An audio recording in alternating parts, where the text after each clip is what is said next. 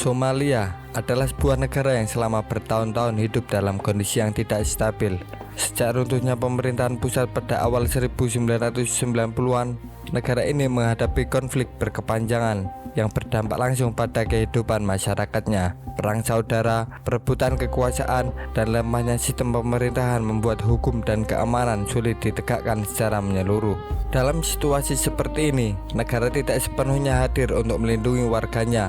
Banyak wilayah yang tidak memiliki aparat keamanan yang memadai, layanan publik berjalan terbatas, dan kepercayaan masyarakat terhadap institusi negara terus menurun. Kondisi inilah yang kemudian dimanfaatkan oleh berbagai kelompok bersenjata untuk memperluas pengaruh mereka. Salah satu kelompok yang paling dikenal dan paling sering diberitakan oleh media internasional adalah Al-Shabaab. Nama kelompok ini kerap muncul dalam laporan tentang serangan bom, aksi penembakan, dan berbagai bentuk kekerasan lain yang terjadi hampir setiap tahun. Serangan-serangan tersebut sering terjadi di tempat umum dan menimbulkan korban dari kalangan masyarakat sipil. Al-Shabaab bukan sekedar kelompok bersenjata biasa, keberadaannya telah menjadi bagian dari dinamika konflik di Somalia. Dalam banyak pemberitaan, kelompok ini digambarkan sebagai ancaman utama terhadap stabilitas keamanan negara tersebut. Tidak hanya aparat keamanan yang menjadi sasaran, tetapi juga warga biasa yang sedang menjalani aktivitas sehari-hari. Situasi ekonomi Somalia turut memperparah keadaan. Tingkat kemiskinan yang tinggi, pengangguran yang luas, dan terbatasnya akses terhadap pendidikan menciptakan tekanan besar bagi masyarakat, terutama generasi muda. Dalam kondisi seperti ini, banyak orang berada dalam posisi sulit untuk menentukan masa depan mereka.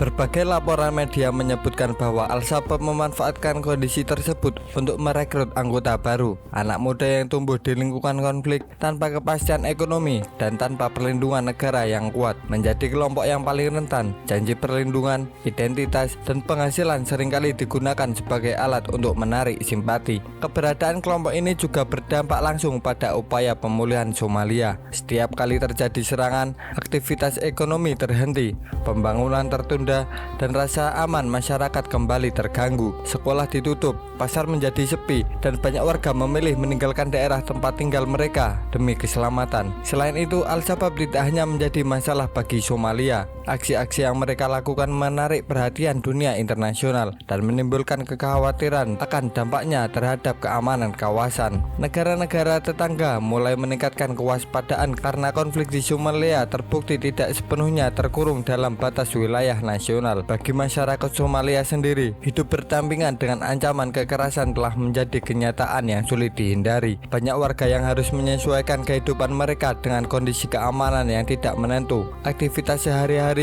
seperti bekerja, bersekolah, atau beribadah seringkali dilakukan dengan rasa was-was. Untuk memahami mengapa situasi ini terus berlangsung, tidak cukup hanya melihat peristiwa kekerasan yang muncul di pemberitaan. Diperlukan pemahaman yang lebih dalam mengenai bagaimana Al-Shabaab terbentuk, dari mana kelompok ini berasal, dan bagaimana mereka bisa berkembang di tengah kondisi negara yang rapuh. Pembahasan tersebut menjadi penting karena konflik yang terjadi hari ini tidak muncul secara tiba-tiba. Ia terbentuk dari rangkaian peristiwa yang sering berkaitan. Dengan memahami awal mula kemunculan Al-Shabaab, kita dapat melihat gambaran yang lebih jelas tentang konflik yang masih berlangsung hingga saat ini. Dari titik inilah pembahasan akan berlanjut pada latar belakang kemunculan Al-Shabaab dan kondisi yang memungkinkan kelompok tersebut tumbuh dan menguat di Somalia.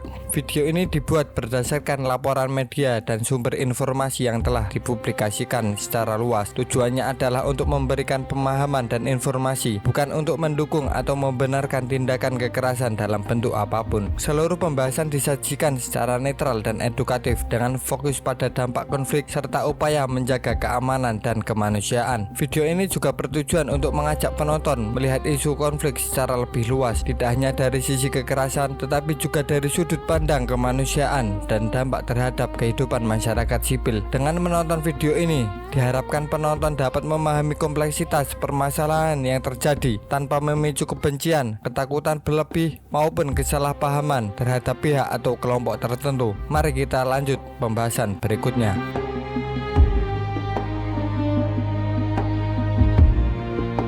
Untuk memahami kemunculan Al-Shabaab, kita perlu mundur ke situasi Somalia pada awal tahun 2000-an. Pada masa itu, negara ini tidak memiliki kendali penuh atas wilayah sendiri. Berbagai daerah dikuasai oleh kelompok bersenjata lokal dan para pemimpin milisi yang menjalankan hukum versi masing-masing. Tidak ada satu sistem yang benar-benar mengatur kehidupan masyarakat secara menyeluruh.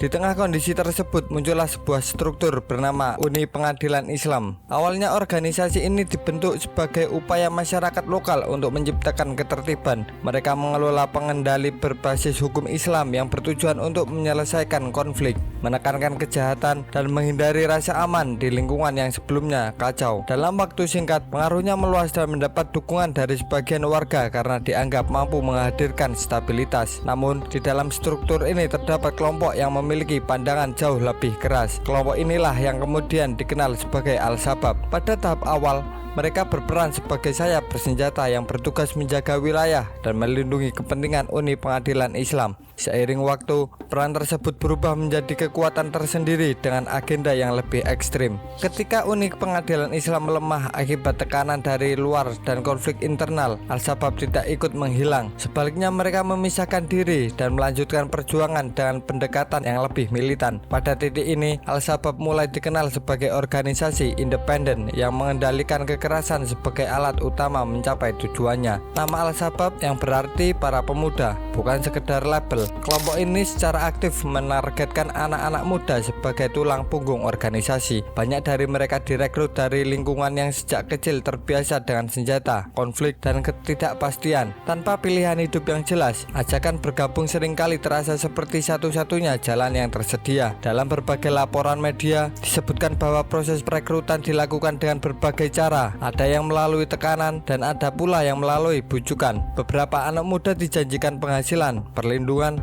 atau status sosial.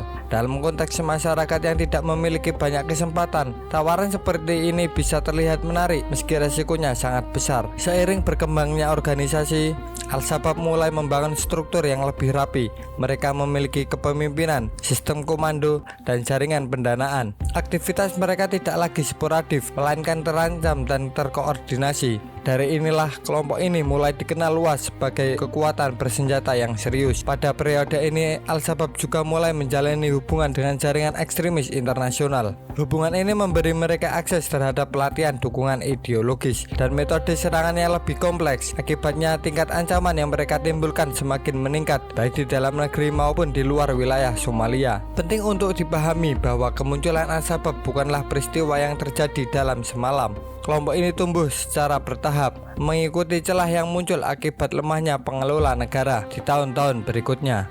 Konflik berkepanjangan dan kondisi sosial yang tidak mendukung. Mereka memanfaatkan situasi tersebut untuk memperkuat posisi dan memperluas pengaruh. Dengan memahami latar belakang ini, menjadi jelas bahwa Al-Shabaab tidak muncul tanpa sebab. Mereka adalah produk dari lingkungan yang penuh tekanan, ketidakpastian, dan kekosongan kekuasaan. Dari sinilah kelompok tersebut kemudian membentuk identitas, arah gerakan, dan pola tindakan yang terus berkembang. Setelah memahami bagaimana Al-Shabaab terbentuk dan berkembang ke organisasi, pembahasan selanjutnya akan berfokus pada pandangan yang mereka anut serta cara-cara yang digunakan untuk mempertahankan eksistensi melalui kekerasan terencana.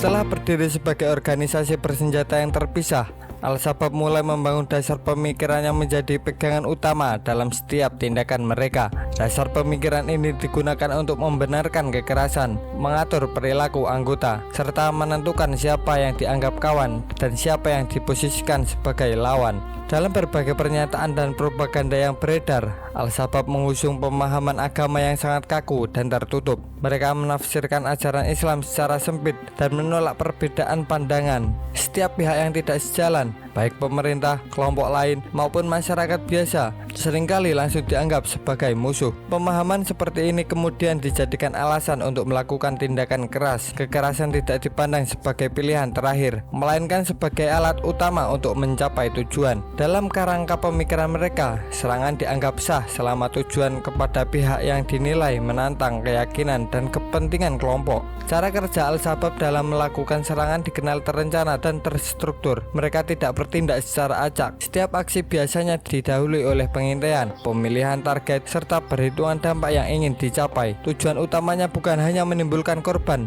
tetapi juga menciptakan ketakutan yang luas. Tempat-tempat umum sering dijadikan sasaran karena efeknya yang besar. Ketika kekerasan terjadi di lokasi yang ramai, pesan yang ingin disampaikan menjadi lebih kuat. Rasa tidak aman menyebar dengan cepat dan kehidupan masyarakat terganggu secara langsung. Inilah yang membuat dampak psikologisnya jauh lebih besar dibandingkan jumlah korban semata. Selain serangan terbuka, Al-Shabaab juga dikenal menggunakan tekanan dan ancaman terhadap warga di wilayah yang mereka kuasai. Masyarakat dipaksa mengikuti aturan yang ditetapkan, membayar pungutan, atau memberikan dukungan logistik. Penolakan seringkali dibalas dengan hukuman keras, sehingga banyak warga memilih patuh karena takut. Dalam operasinya, kelompok ini juga memanfaatkan media sebagai alat penyebar pesan. Rekaman video, pernyataan tertulis, dan pesan suara digunakan untuk menunjukkan kekuatan, mengeklaim tanggung jawab atas serangan, serta menarik simpatisan baru. Media dijadikan sasaran untuk membangun citra bahwa mereka masih aktif dan berpengaruh. Strategi lain digunakan adalah menciptakan ketidakstabilan keberlanjutan dengan terus melakukan serangan secara berskala. Al-Shabaab berupaya mencegah situasi kembali normal. Ketika keamanan tidak pernah benar-benar pulih, kehadiran negara menjadi lemah dan ruang gerak mereka tetap terbuka. Banyak laporan menyebutkan bahwa taktik ini juga ditunjukkan untuk melemahkan kepercayaan publik terhadap pemerintah. Ketika masyarakat merasa tidak aman dan tidak terlindungi, muncul rasa frustasi dan ketidakpastian. Kondisi seperti ini kemudian dimanfaatkan untuk memperkuat narasi bahwa negara gagal menjalankan fungsinya. Pola kekerasan yang dijalankan tidak hanya berdampak fisik, tetapi juga membuat suasana sosial yang penuh tekanan. Warga hidup dalam kewaspadaan tinggi, aktivitas ekonomi melambat, dan hubungan antara komunitas ikut terganggu. Dalam jangka panjang, situasi ini memperdalam luka sosial yang sudah ada sebelumnya. Dengan memahami cara berpikir dan metode digunakan Al-Shabaab menjadi lebih keras, mengapa kelompok ini mampu bertahan meski menghadapi tekanan dari berbagai pihak. Ideologi yang keras dipadukan dengan strategi kekerasan yang terencana menjadikan mereka ancaman yang sulit dihadapi hanya dengan satu pendekatan. Seiring berjalannya waktu, aktivitas Al-Shabaab tidak lagi terbatas di dalam wilayah Somalia. Aksi yang mereka lakukan mulai berdampak ke negara-negara di sekitarnya. Hal ini menunjukkan bahwa konflik yang awalnya bersifat lokal perlahan berubah menjadi persoalan keamanan regional. Salah satu negara yang paling merasakan dampaknya adalah Kenya. Hubungan geografis yang dekat serta keterlibatan Kenya dalam misi keamanan di Somalia menjadikan negara ini sebagai sasaran utama. Dalam berbagai pemberitaan media, Kenya beberapa kali mengalami serangan yang diklaim dilakukan oleh Al-Shabaab. Serangan-serangan tersebut terjadi di lokasi yang memiliki nilai strategis dan simbolis. Pusat perbelanjaan, kompleks perkantoran, serta area publik lainnya dipilih karena memiliki tingkat keramaian tinggi. Tujuan dari pola ini adalah menunjukkan bahwa ancaman dapat muncul di luar zona konflik utama dan menjangkau kehidupan sehari-hari masyarakat biasa. Dampak dari serangan lintas negara ini sangat terasa. Rasa aman masyarakat terganggu, aktivitas ekonomi melambat, dan sektor pariwisata ikut terdampak. Pemerintahan di kawasan Afrika Timur pun terpaksa meningkatkan pengamanan dan memperketat kebijakan keamanan dalam negeri. Selain Kenya, kekhawatiran juga muncul di negara-negara lain di wilayah Afrika Timur. Ancaman penyebaran pengaruh kelompok bersenjata membuat kerjasama antar negara menjadi semakin penting. Pertukaran informasi intelijen dan patroli bersama mulai diperkuat untuk mencegah meluasnya aktivitas kekerasan. Media internasional kerap menyoroti bagaimana Al-Shabaab menggunakan serangan lintas batas sebagai bentuk tekanan politik. Aksi-aksi ini dimaksudkan untuk memberi pesan bahwa keterlibatan negara lain dalam urusan Somalia memiliki konsekuensi. Dengan cara ini, mereka berharap dapat melemahkan dukungan regional terhadap upaya stabilitas. Kondisi tersebut menciptakan tantangan baru bagi keamanan kawasan. Negara-negara tetangga tidak hanya harus menghadapi persoalan internal masing-masing, tetapi juga ancaman yang berasal dari luar wilayah mereka. Hal ini memaksa pemerintah untuk mengalokasikan sumber daya tambahan demi menjaga stabilitas. Di sisi lain, masyarakat sipil di kawasan Afrika Timur juga ikut terdampak secara tidak langsung. Ketakutan akan serangan susulan membuat ruang publik di kawasan lebih ketat, kehidupan sosial berubah, dan rasa saling saling curiga perlahan tumbuh di tengah masyarakat. Pola ini menunjukkan bahwa kekerasan yang dilakukan Al-Shabaab memiliki efek berantai. Apa yang terjadi di satu wilayah dapat memengaruhi negara lain dalam waktu singkat. Keamanan tidak lagi dipandang sebagai masalah satu negara saja, melainkan sebagai tanggung jawab bersama di tingkat regional. Meluasnya dampak konflik ini memperjelas bahwa penanganan Al-Shabaab tidak bisa dilakukan secara terpisah. Selama situasi Somalia belum sepenuhnya stabil, resiko terhadap kawasan di sekitarnya akan tetap ada dan berpotensi berkembang. Di balik pembahasan soal keamanan dan stabilitas kawasan, ada dampak lain yang jauh lebih dekat dengan kehidupan sehari-hari, yaitu dampak kemanusiaan. Kekerasan yang terus berlangsung telah mempengaruhi jutaan warga sipil, terutama mereka yang tinggal di wilayah dengan tingkat konflik tinggi. Banyak keluarga hidup dengan kondisi tidak menentu. Mereka harus menghadapi ancaman serangan, keterbatasan akses pangan, serta kesulitan mendapatkan layanan dasar seperti kesehatan dan pendidikan. Dalam situasi tertentu, warga terpaksa meninggalkan rumah dan berpindah ke tempat yang dianggap lebih aman, meski seringkali tanpa jaminan kehidupan yang lebih baik. Anak-anak menjadi kelompok yang paling terdampak. Banyak dari mereka tumbuh di lingkungan yang akrab dengan suasana ledakan dan senjata. Sekolah seringkali ditutup karena alasan keamanan, sementara sebagian fasilitas pendidikan rusak atau tidak bisa beroperasi. Akibatnya, generasi muda kehilangan kesempatan belajar dan menghadapi masa depan yang penuh ketidakpastian. Perempuan juga menghadapi resiko besar.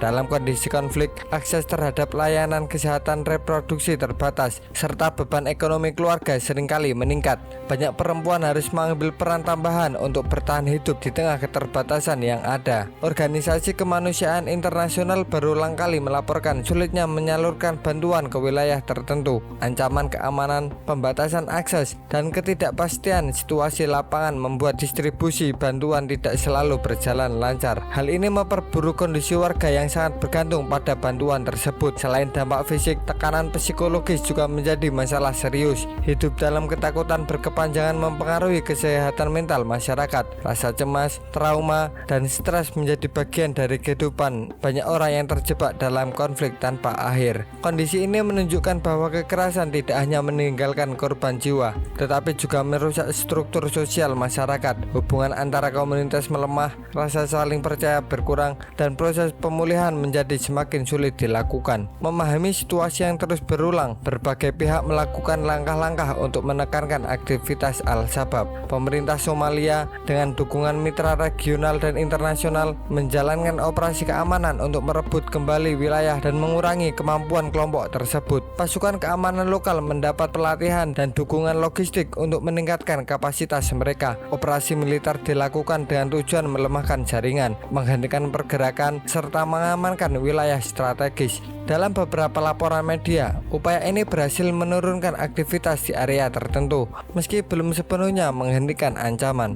Selain pendekatan keamanan, pemerintah juga berupaya memperkuat struktur pemerintahan dan layanan publik. Langkah ini dianggap penting untuk mencegah kekosongan kekuasaan yang bisa dimanfaatkan kembali oleh kelompok bersenjata. Kehadiran negara di tingkat lokal menjadi faktor kunci dalam menjaga stabilitas jangka panjang. Di dalam regional, kerjasama antar negara terus ditingkatkan. Pertukaran informasi, koordinasi keamanan, dan patroli bersama dilakukan untuk mencegah pergerakan lintas batas. Pendekatan ini muncul dari kesadaran bahwa ancaman tidak bisa ditangani secara terpisah oleh satu negara saja. Media juga melaporkan ada upaya deradikalisasi dan pencegahan perekrutan. Program-program ini menargetkan generasi muda dengan memberikan alternatif berupa pendidikan, pelatihan bekerja, dan kegiatan sosial. Tujuannya adalah mengurangi daya tarik kelompok bersenjata dengan membuka peluang kehidupan yang lebih baik. Namun, berbagai tantangan masih dihadapi. Keterbatasan sumber daya, kondisi keamanan yang belum stabil, serta kompleksitas konflik membuat hasil dicapai belum sepenuhnya merata. Banyak pengamat menilai bahwa keberhasilan jangka panjang bergantung pada kombinasi antara keamanan, pembangunan, dan rekonsiliasi sosial. Setelah melihat berbagai aspek yang terlibat dengan Al-Shabaab, menjadi jelas bahwa kelompok ini tidak bisa dipahami hanya dari satu sudut pandang. Keberadaannya berkaitan erat dengan sejarah konflik, kondisi sosial, serta dinamika politik yang kompleks. Apa yang terjadi di Somalia dan kawasan sekitarnya menunjukkan bahwa konflik bersenjata memiliki dampak luas dan berkepanjangan. Kekerasan mempengaruhi keamanan, menghambat pembangunan, dan meninggalkan luka mendalam bagi masyarakat yang mengalaminya secara langsung.